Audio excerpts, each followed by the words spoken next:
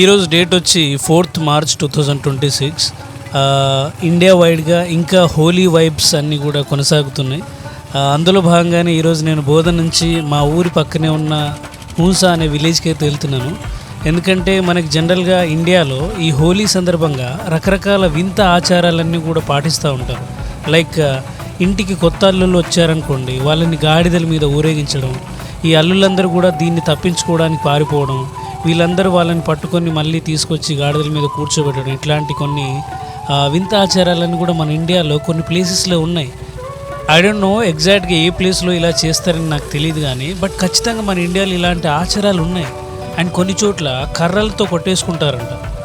Same అట్లాంటి ఆచారమే మా ఊరి పక్కనే ఉన్న ఈ హూన్సా అనేటువంటి విలేజ్లో ఈరోజు జరగబోతుంది. అక్కడ ఏంటంటే విలేజ్లోని పీపుల్ అందరూ కూడా ఒక 2 వర్గాల కింద ఫామ్ అయ్యి విలేజ్లోని నడిబొడ్డున అంటే ఒక సెంటర్ పాయింట్లో మనకి జనరల్గా స్కూళ్ళల్లో ఖోఖో పోల్స్ ఉంటాయి కదా, అట్లాంటి పెద్ద పెద్ద పోల్స్ ఒక 100 మీటర్స్ రేంజ్లో అక్కడి నుంచి ఇక్కడికి పాతేసి ఆ పోల్ నుంచి ఈ పోల్కి పెద్ద తాడు ఒకటి కట్టేస్తారనమాట. ఇప్పుడు ఈ 2 వర్గాల కింద ఫామ్ అయినటువంటి పీపుల్ ఆ తాడికి అటువైపు కొంతమంది ఇటువైపు కొంతమంది నిలబడేసి ఒక చేత్తో తాడును పట్టుకొని ఇంకో చేత్తో గట్టిగా కొట్టేసుకుంటారనమాట. ఎంతలా కొట్టేసుకుంటారంటే ఎదుటోడికి బ్లడ్ వచ్చినా, ముక్కు మీద తగిలిన, చెవు మీద తగిలిన, కంటి మీద తగిలిన అసలు పట్టించుకోరు, అంత ఘోరంగా కొట్టేసుకుంటారు.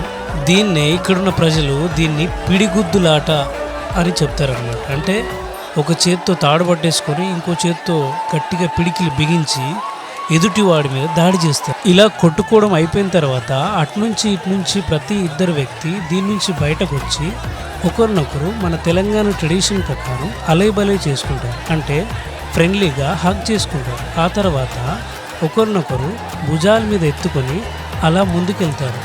అంటే ఆ ప్రతి ఇద్దరిలోని ఒక వ్యక్తి ఒకతన్ని తన భుజాల మీద ఎత్తుకొని అలా ముందుకెళ్తాడు. అలా కాసేపు అయిన తర్వాత పైన ఉన్నటువంటి వ్యక్తి కింద ఉన్న వ్యక్తిని ఎత్తుకుంటాడు. ఇలాగా కళ్ళు బట్టి వరకు వెళ్తారన్నమాట. మనకు తెలిసిందేగా తెలంగాణ సంప్రదాయం ప్రకారం అలా కళ్ళు బట్టిలోకి వెళ్ళిన తర్వాత దీన్ని అంతటి నుంచి సేద తీరుతారు. అలాగా ఎంజాయ్ చేస్తారన్నమాట హోలీ పండుగ.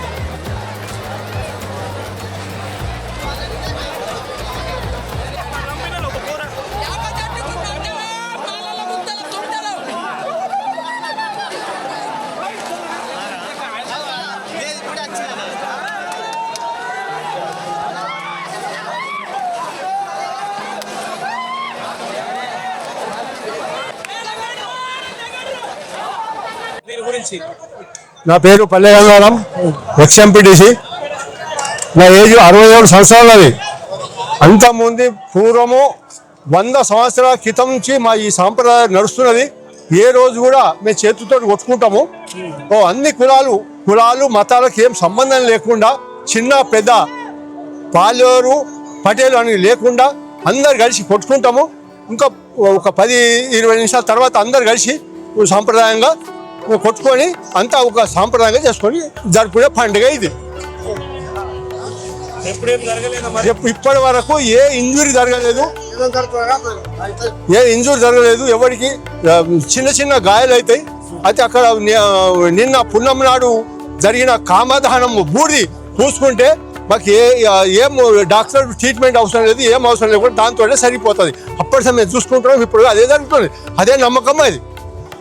బూడిద రాసుకుంటాం. ఇక ఆంజనేయుడు సాక్షిగా మేము అందరూ మనస్ఫూర్తిగా కొట్టుకుంటాం కాబట్టి మాకు ఎలాంటి అవాంఛనీయ జరగకూడదని మేము నమ్ముతున్నాం. పోలీసులు వాళ్ళ ఆంక్షల వ్యక్తులు మాకు పర్మిషన్ ఇవ్వలేదు. మాకు పోలీసులు కూడా అడిగినాము, మాకు సంబంధం లేదు, మీ ఇష్టం ఏమన్నా. ముందుగా ప్రేక్షకులకు హోలీ పండుగ శుభాకాంక్షలు. మాది ఉన్సా పక్కకు విలేజ్, మాది టాక్లీ. మేము టాక్లీ నుంచి పిడిగుద్దులాట చూడడానికి వచ్చినాము. ప్రతి సంవత్సరము చాలా పెద్ద ఎత్తున కుస్తీల పోటీలు, తర్వాత పిడిగుద్దులాట ఈ ఉన్సా గ్రామంలో ప్రతి సంవత్సరం ఏటా జరుగుతూనే ఉంటాయి. చాలా విలేజ్ నుంచి, అక్కడ మహారాష్ట్ర నుంచి కూడా చాలా మంది వచ్చి చూస్తారు. ఇక్కడ ఈ పిడిగుద్దులాట అనేటువంటిది ఆచారంగా భావించి ప్రతి సంవత్సరము ఆడుకుంటారు. అంతే తప్ప కక్షలు అలాంటివి ఏమి ఉండవు. ఒక సౌహృద భావంతో ఆడుకొని మళ్ళా అందరూ ఒకరికొకరు కలిసిమెలిసి ఉండటము ఇక్కడ ఆచారంగా భావించి ప్రతి సంవత్సరము ఒక ఫ్రెండ్లీ వాతావరణంలో ఆడుకొని హోలీ పండుగ జరుపుకుంటారు. అందరికీ హోలీ పండుగ శుభాకాంక్షలు.